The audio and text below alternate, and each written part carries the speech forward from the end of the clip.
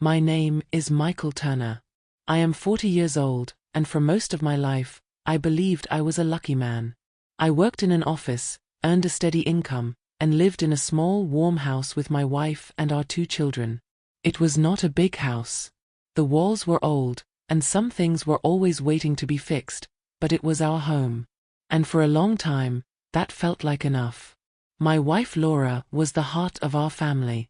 She took care of the house, cooked dinner every evening, and made sure our children felt safe and loved. Our daughter was 14, quiet but thoughtful. Our son was 11, loud, curious, always full of energy. Every morning, I left for work before the sun fully rose. Every evening, I came home tired, but welcomed. We ate dinner together, listened to the children talk about school, then sat on the couch to watch television. Some nights we laughed. Other nights we were simply quiet. After that, we went to bed and repeated the same routine the next day. It was not exciting, but it was stable. And I believed stability was happiness. I never questioned this life. I never thought about what could go wrong. I believed problems happened to other people, to families that were broken or careless. We were not like that. We were steady. We were normal. We were safe. But slowly, without me paying attention, my body began to change. I felt tired more often. My chest felt heavy. A small cough stayed longer than it should have. I told myself it was nothing.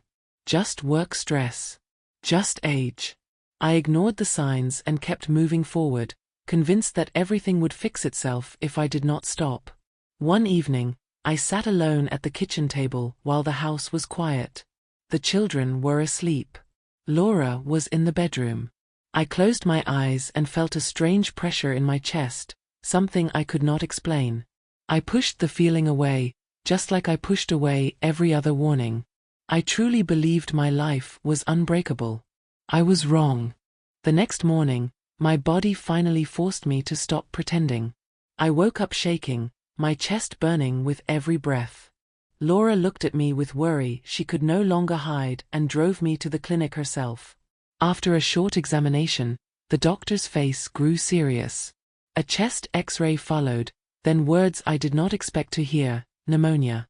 I was sent to the hospital that same day, weak, frightened, and suddenly aware of how fragile my body truly was. The hospital room was quiet, too quiet. The walls were pale, the air smelled of medicine, and time moved slowly. That was when I met Emily. She was one of the nurses assigned to my room. She spoke softly, explained everything with patience, and treated me like I mattered. Her voice was calm, her movements gentle. When she checked my temperature or adjusted my IV, I felt comforted in a way I had not felt in a long time. I told myself it was nothing. I was sick. I was vulnerable. Anyone would feel grateful for kindness in a hospital bed. But gratitude slowly became something else. I noticed her smile. I noticed how light filled the room when she entered. I noticed how my heart beat faster when she spoke my name. I learned she was married. I even saw her husband once, waiting for her after her shift. That should have stopped everything. It did not. I stayed in the hospital for 5 days. Each day, the feeling grew stronger, and each day, I told myself I was still a good man. When I was finally allowed to go home, Laura hugged me tightly. The children laughed and asked questions. The house felt warm again. But inside my mind, Emily's face would not leave me. Days passed. I slept poorly. My thoughts drifted where they should not. I tried to focus on my family, on my responsibilities, but the feeling stayed. Then one evening, I made a choice that still makes my hands shake when I remember it. I called Emily. I told her I needed help with my treatment. I lied. I asked her to come when my wife would be out and the children at school. When she arrived, everything happened too fast. Words blurred. I crossed a line I should never have crossed. And then, in the middle of that terrible moment, the front door opened. Laura stood there, her face calm, her eyes clear. She did not scream. She did not cry. She simply looked at me, helped Emily leave, and then began packing. She took the children and walked out of our home. One weak moment was enough to destroy a lifetime. After Laura left with the children, the house changed in a way I cannot fully describe. It was not loud. Nothing was broken. No doors were slammed. But every room felt hollow, as if the air itself had been taken away. The dinner table sat untouched. The television stayed dark. At night, there were no footsteps, no laughter, no soft voices arguing over homework. Only silence. I sat in the living room for hours, staring at nothing, replaying the same moment again and again, wishing time could move backward. I tried to return to work, but my mind was never there. I stared at my computer without seeing the screen. Simple tasks felt heavy. My colleagues noticed. Mistakes followed. Meetings passed without me remembering what was said. Within 3 months, I lost my job. I told myself it didn't matter, but deep inside, everything mattered too much. Without my family, without work, the days blurred together. I stopped shaving. I stopped answering calls. I stopped caring about myself. Depression did not arrive like a storm. It came quietly, like dust settling on furniture you no longer use. Weeks turned into months. My health grew worse. I coughed again. I felt tired all the time. Some nights, I lay awake listening to the sound of my own breathing, wondering how a man could lose everything without making another sound. 1 year later, I was back in the hospital. The same smell. The same pale walls. The same slow passing of time. This time, I looked around, half expecting to see Emily walk through the door. She never did. I asked once, quietly. No one knew where she was. Maybe she had moved. Maybe she had changed hospitals. Her absence felt strange, but not painful in the way I expected. As the days passed, something became clear to me. What I missed was not Emily. I missed Laura's calm voice asking how my day was. I missed my daughter telling long stories about school.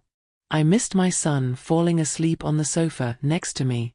I missed the life I had destroyed with one careless decision. One night, my condition worsened. Breathing became hard. My body felt weak and cold. I truly believed I was dying. In that moment, my mind became painfully clear. I saw my family, not as they left, but as they were before. Warm. Real. Mine. Regret filled every part of me, heavier than fear. I didn't miss another woman. I missed my real life. Then I felt a gentle pressure on my arm. A voice called my name, soft but urgent. Michael. Michael Turner. I opened my eyes slowly. Light filled the room. My heart was beating fast, but my body felt warm, not cold. The hospital bed was there. The window. The quiet machines. I was alive. A nurse stood beside me, checking the monitor. It was Emily. She looked calm and professional, just as she always had. She told me I had fallen into a deep sleep because of the medicine, and that my condition was stable. I was safe. In that moment, everything became clear. The empty house, the lost job, the loneliness, the regret. It was all a dream. A terrible, detailed warning I had been given before it was too late. The feelings I once thought were love suddenly felt small and meaningless. What I felt for Emily was not love. It was weakness. It was confusion born from fear and illness. It was an escape, not a connection. A few days later, I was allowed to go home. When I opened the door, Laura stood there. She smiled and hugged me tightly. The children ran toward me, laughing. The house was warm, loud, alive. That night, I lay in bed listening to my family breathe in their sleep. I did not move. I did not speak. I just felt grateful in a way I never had before. I made a quiet promise to myself. I would not wait for another warning. I would protect what truly mattered. Real love is built at home, in small moments, in responsibility. Weak moments need honesty, not escape. Gratitude is what protects the life we love. If you believe family is worth protecting, like this story, have you ever almost lost what mattered most? Share in the comments. And subscribe to learn English through real-life stories that stay with you.